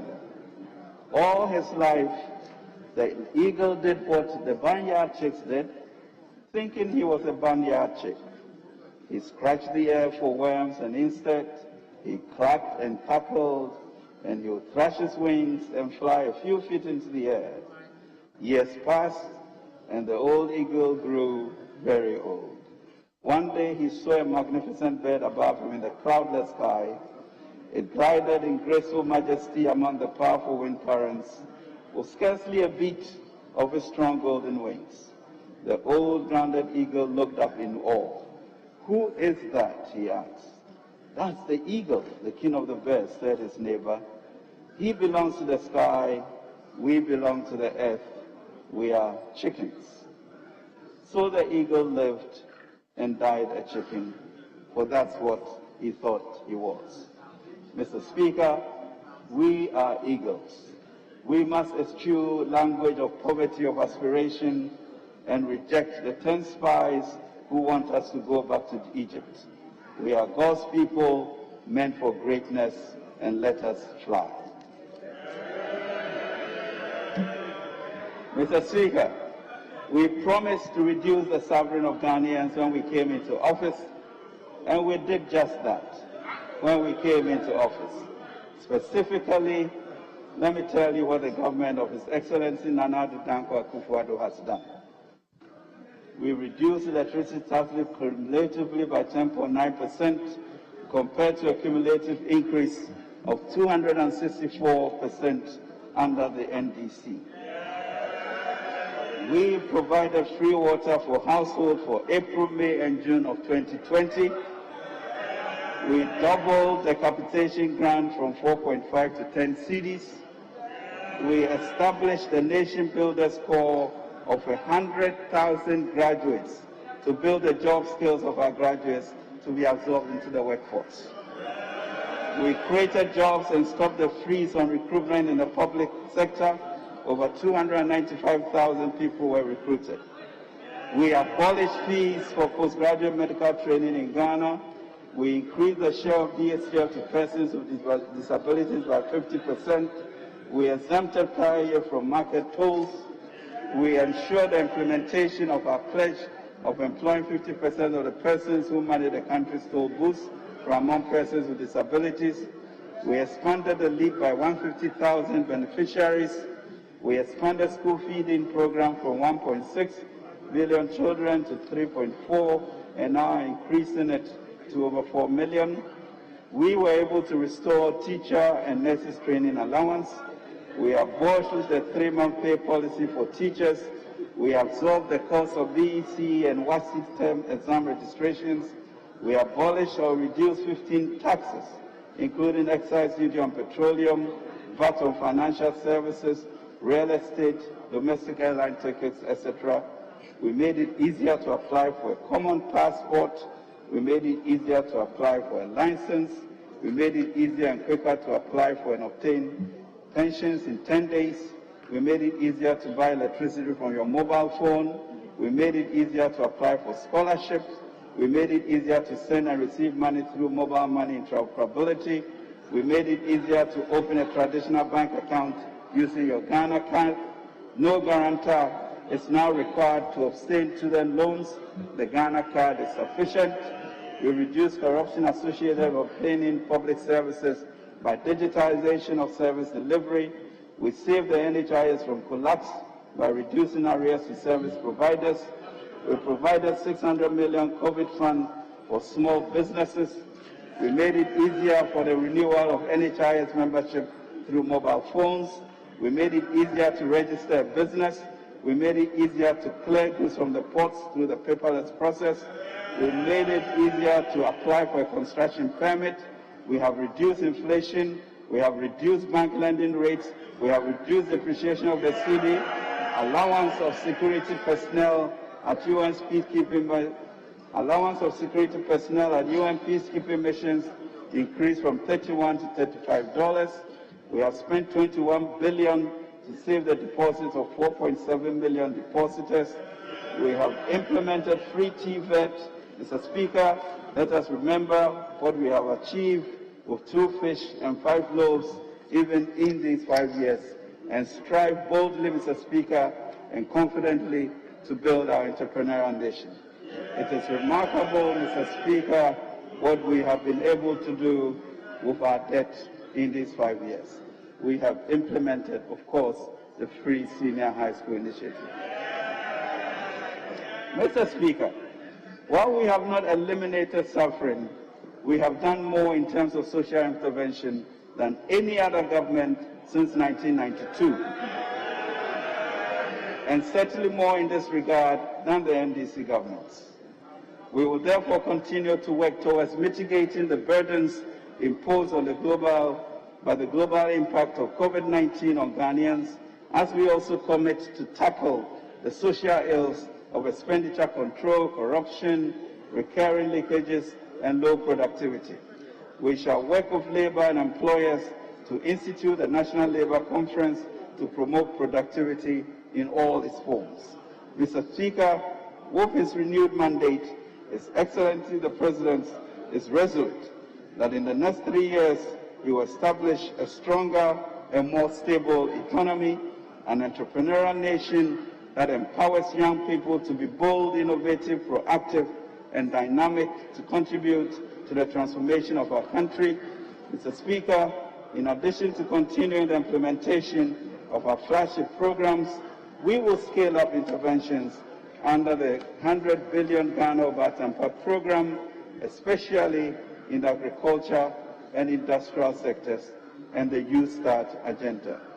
In 2022, Mr. Speaker, through this budget, we will activate the 10 billion Youth Start program nationwide to promote skills and entrepreneurship among our youth. We will continue to support the private sector to expand and provide employment opportunities for our people. We will build up our financial architecture to be responsible and to be world-class.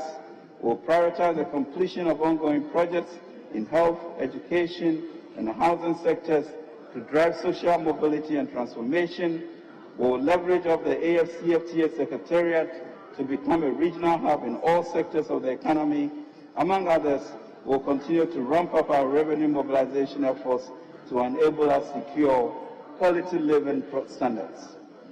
We will continue to subject all public expenditure to thorough justification in line with the PFM Act to ensure value for money for every cedi spent.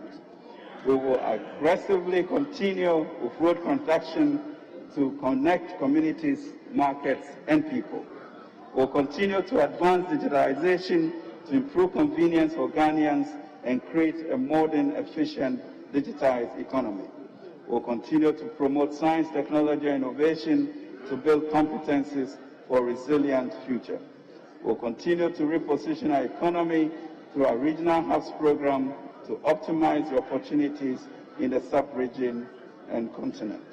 We will continue, Mr. Speaker, to ensure that our climate policies and our gender policies are first class. We will continue to resource our security agencies to defend and protect Ghana and Ghanaians. We will continue to reform the energy sector, promote climate resilience, and drive the adaptation of renewable energy technologies. Mr. Speaker, Scripture teaches us that the process of building a nation is in phases. We learn from the story of the biblical Israel that life in the wilderness is very different from the promised land. In the desert, God freely provided for the necessities of the young nation: food, water, clothing. When the nation transitioned into their promised land, God enabled them to cultivate farms and build enterprises for themselves and their country. We, Mr. Speaker, can draw lessons from this ancient story for our national quest. Building on the foundations laid by the earlier MPP government of President John Kufuor, the current MPP administration, under the bold and visionary leadership of President Akufo-Addo, has revamped our economy, enhanced social mobility, strengthened our democratic credentials, and illuminated the Black Star like no one else since independence.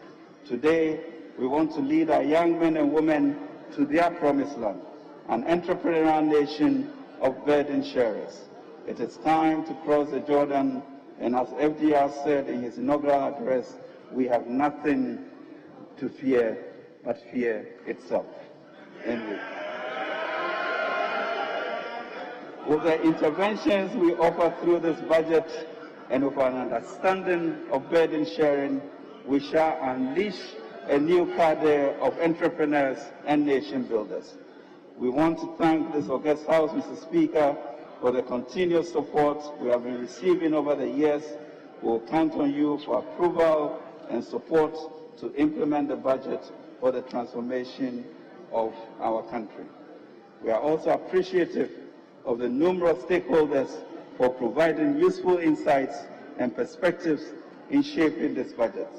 So as we end, Mr. Speaker, let us ask Jehovah to bless us and keep us, Let Jehovah make his face shine upon us and be gracious unto us.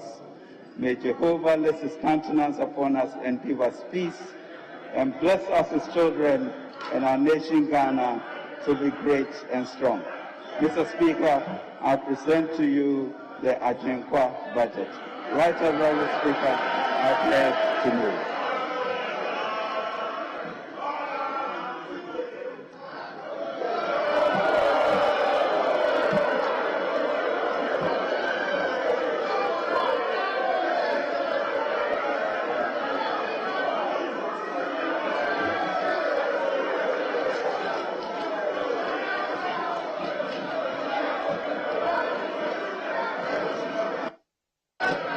Honourable members, order.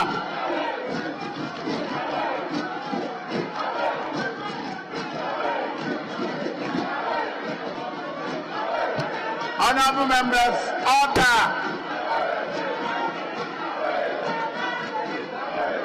Honourable members, I'm going to start mentioning names. Order.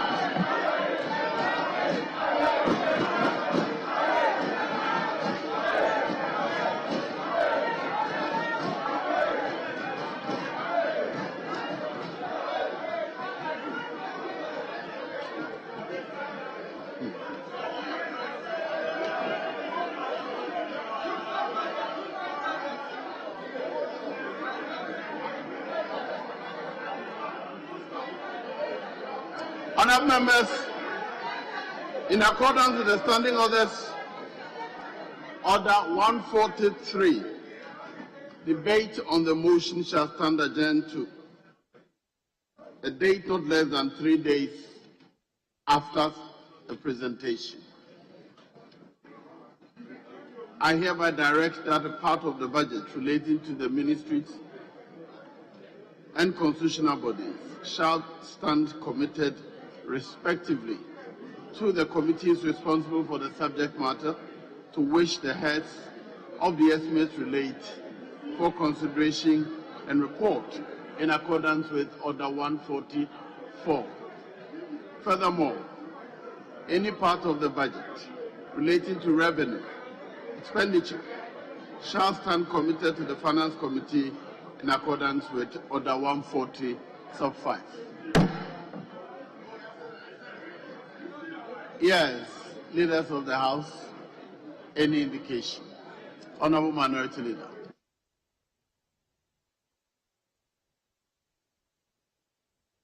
Mr. Speaker, we have heard the Honourable Minister for Finance, Ken Ofori-Atta, on the 2022 budget statement. Mr. Speaker, Chrono Ayesh, the system is hot.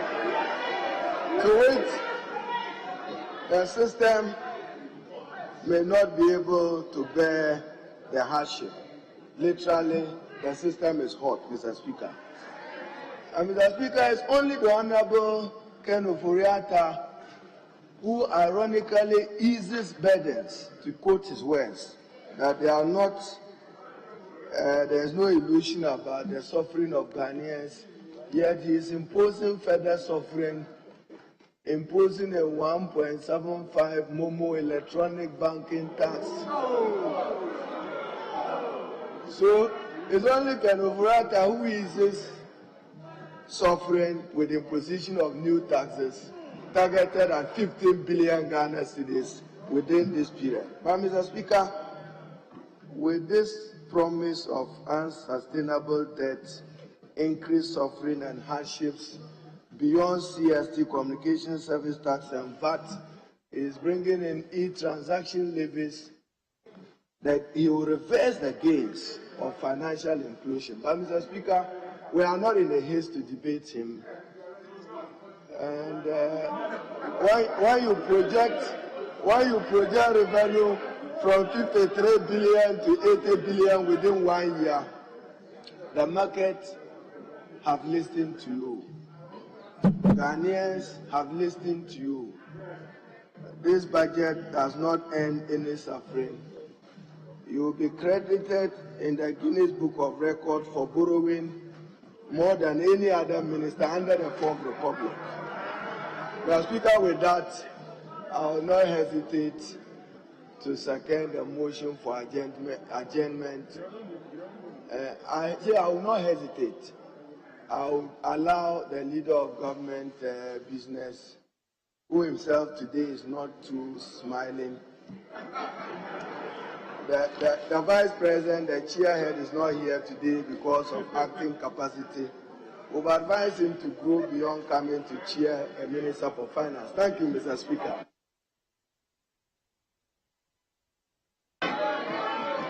Honorable Majority Leader.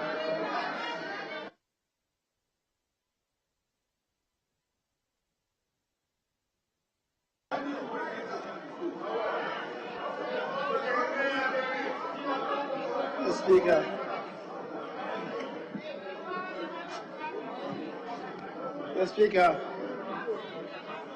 I think for the avoidance of doubt, it's important to clear this statement that has been made by the Minority Leader in respect of the acting President's absence from the chamber. The Vice President, as we do know, is the head of the Economic Management Team. And at budget, the Speaker, he has always been with us. Today, he's not with us. And the reason is simple. The Speaker, today, he is the acting President. And because he's the acting President, and because it is the President who causes the Finance Minister to come and present the budget to the House, the President cannot be in the House. Mr. Speaker, that is for the uninitiated. That is for the uninitiated. That is the technical position. Mr. Speaker, if the President comes to this House, once the President comes to this House, as you do know, the maids will have to be subsumed into the sword of the state. Because when he comes to speak to us. And because the President will not be speaking to us. So people should understand this. People should understand this. And for those of them who don't understand this simple thing, I'm sorry for them. It means they are not learned any parliamentary practice. Order. Honorable Member for Sojamine, I can see you conducting a choir.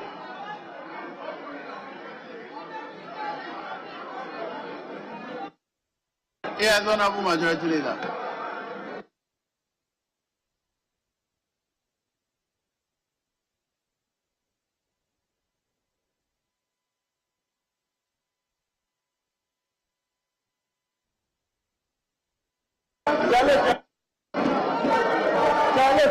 The grandma Sarah baby mama.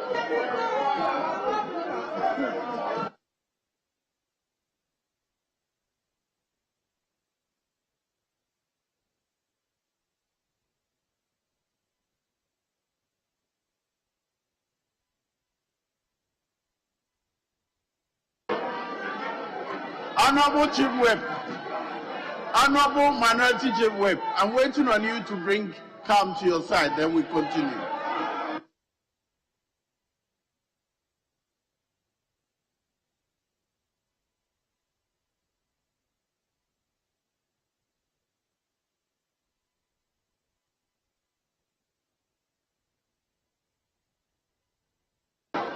Let me inform you.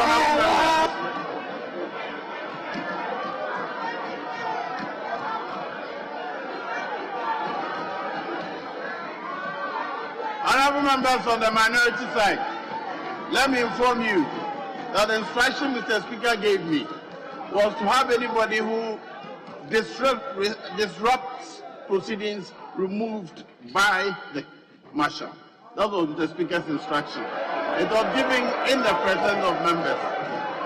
And I will not hesitate to do that.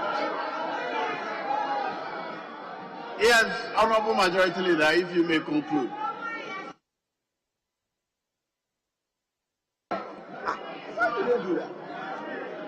Speaker, I believe the good people of this country will get to know that when the minority leader addresses this House, the majority side listens to him in silence.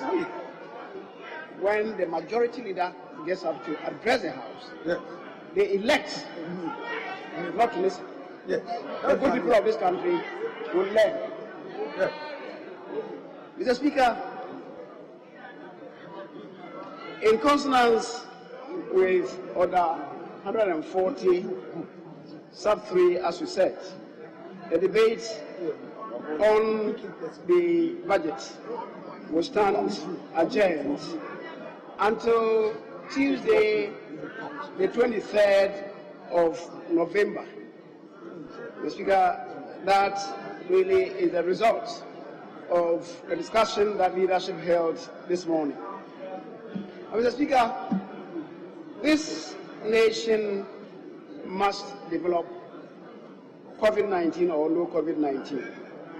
Yet, recognizably, COVID-19 has effected considerable devastation on the economy, and the economy is distressed. Business have collapsed, jobs have been lost, lives indeed have been lost. And yet, paradoxically, as we do know, a government is put in place not to explain away problems, but to solve the problems. Mr. Speaker, that indeed is the purpose of what exercise the Minister for Finance has done today. This budget, Mr. Speaker, is set to give this country a new beginning, a watershed budget that will mark a new beginning for us as a country, to break away from the past and give Ghanaians a new beginning. Mr. Speaker, the many initiatives contained in the budget are clear for everybody to know. Mr. Speaker, the minister has not shied away from admitting that there are indeed downsides to our development agenda. Mr. Speaker, but those of them who are asking what I'm debating, they should have asked the minority who are the same person.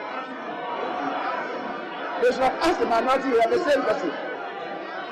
When you bring the fight, you will push the fight back to you. If you don't have the courage, don't initiate it. Yes, and you'll be crying like this.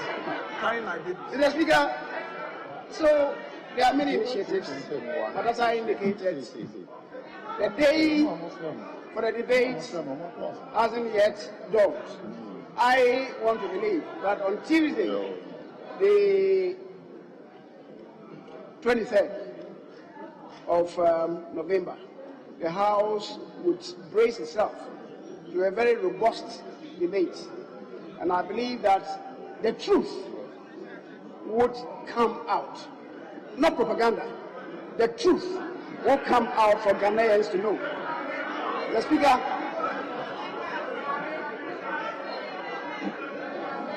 this budget is not a propaganda budget. That is why it is not a green book. It is why it is not a green book. Mr. Speaker, so we'll debate it when the time arises. The Speaker having said so, because the time is long past 2 o'clock, is the usual closing time, we don't need a motion for adjournment. Adjourning, Mr. Speaker, lies with you, and I believe that we would adjourn the House so that we can move to ponder over what we have done. And, Mr. Speaker, we have agreed, by way of announcement, we have agreed that the post-budget workshop. I'll punish you. You. I said, I'm going. How come me as a pharaoh? As I was saying, the post-budget workshop will hold in Hull, and we are told that the facility may not be available in the morning of Saturday, so the post-budget workshop would begin in earnest in the afternoon of Saturday, and for us at home. And the adjournment for today, Mr. Speaker, because of an earlier commitment, the adjournment for today until tomorrow, the sitting for tomorrow will not begin at 10, but rather begin at 12 o'clock in the noon. 12 o'clock noon time tomorrow. Mr. Speaker, let me also say that the Women Caucus are supposed to hold themselves in readiness for a group photograph soon after we adjourn. A group photograph, the Women Caucus. The same goes for leadership of the House. For some particular reason, the Women Caucus, all of you together, will have a group photograph, meaning we adjourn, and the same goes for leadership. Having said so, Mr. Speaker, as I said, adjournment rests with you. I thank you very much, Mr. Speaker. Very well, honourable members. Before 12 noon.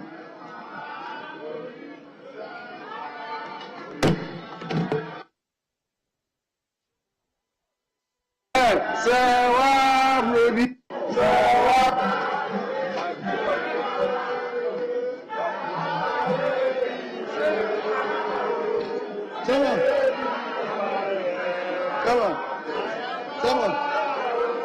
Oh, but people will now.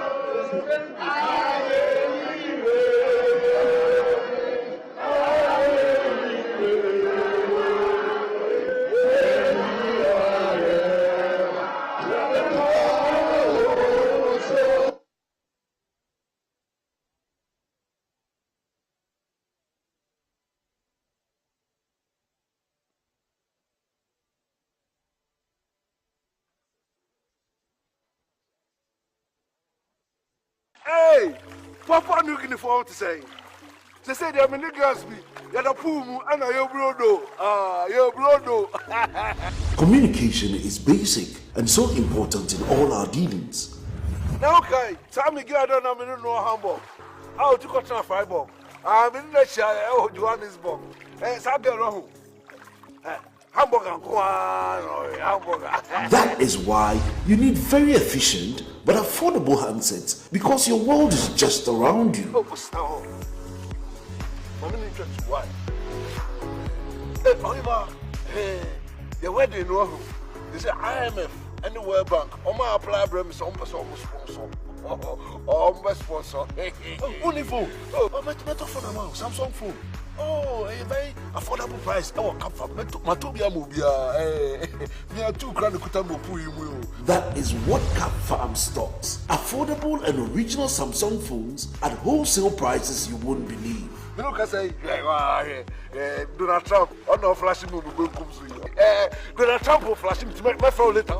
Samsung Galaxy A2 Core, Samsung Galaxy A10s, Samsung Galaxy A20s, Samsung Galaxy A30s, and more.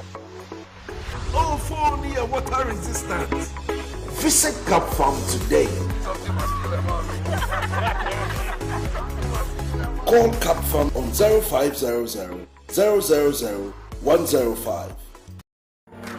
Looking for a shipping service that's reliable, on time, and affordable? Your best solution is ANS Trading Agency Limited. At ANS, we handle all kinds of shipping from door-to-door courier services from London or Europe. We also import left-hand vehicles such as articulators, trucks, and all kinds of cars. For your duty issues on 20-50 feet containers, we have you 100% covered. It doesn't matter where you're shipping your vehicles or goods from, either from China, Europe, America, or any part of the world. We are the best with duty. Contact us via www.answer24.com or call us on these numbers. We are the best. Hello, welcome to Unit Digital. Here, we deal in security locks, smart locks, intelligent locks, which are ideal for corporate institutions, for banks, real estate, forex bureau, and many more.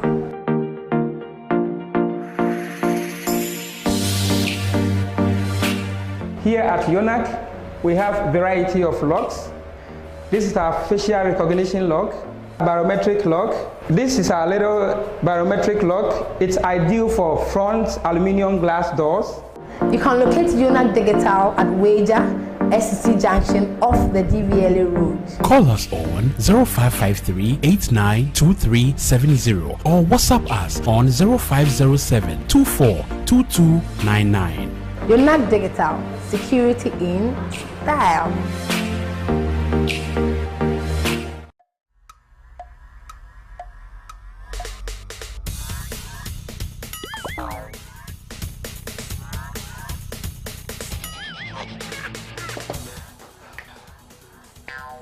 Michael, we support the new system. Yeah, Mama, Michael. Pacho, what Tony near? Let's not go be able to go in the Because supporting my business phone in our new system. Hey, what's a Chevical t-shirt? Mato t-shirt. The combat the funk, I know. Your t-shirt will go, Mamma. Boss, champion, Mr. Mr. Willie one. Okay. Michael, as supporting a new system. And your well-being.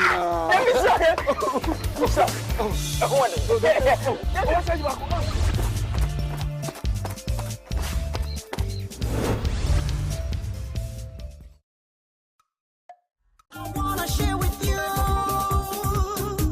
and you can share with me. Come, let's share together. Oh, KTA Mobile, KTA Mobile. Technology worth sharing. It's the future. Food is universal, but taste is peculiar to Kent Corp. Kent Corp is a franchise coffee shop where we prepare all your healthy cravings, from mouth-watering smoothies, milkshakes, coffee, cappuccinos, and cocktails. Talk of sumptuous Ghanaian salads and sandwiches. You will bite your tongue.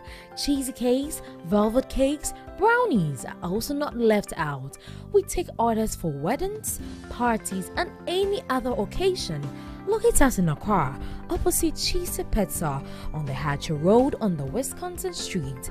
In Kumasi, we are located at shop number 66 inside the Kumasi Mall near the Apple Shop. Kent's Corp. Taste so authentic.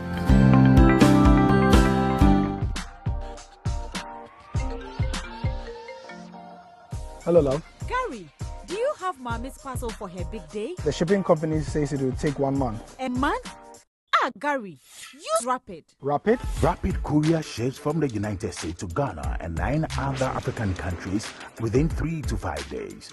Log on to rapidgroup.com, buy, ship to us, and we deliver right to your doorstep. That fast? Yes, that's Rapid for you. Can you sign this?